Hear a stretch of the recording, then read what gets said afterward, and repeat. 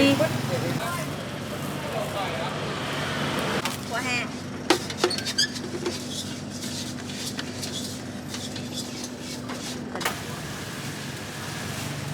ไป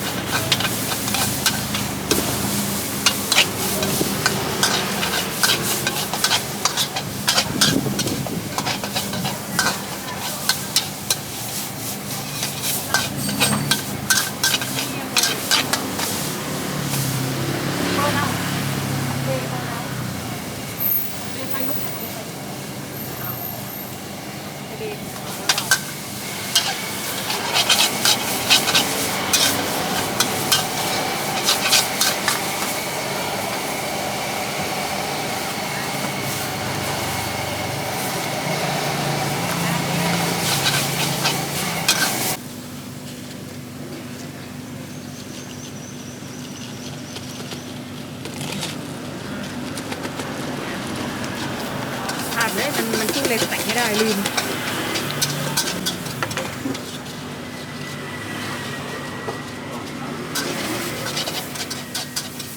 เดี๋ยวน้องตะปูดอกไปเลยอะไรนั่นน่ะมันดูดออกไปน่ะตะปูลืมไปมันจะได้ใส่ เดี๋ยวมันพลิก ถ้าได้ใส่ก็ไม่จะเป็นกลมให้ไงใช่ให้มันไปเลยปะเละๆไปเลย เดี๋ยวลงไปเหยียบ ดีไม่ต้องโรยหน้าอันเนี้ย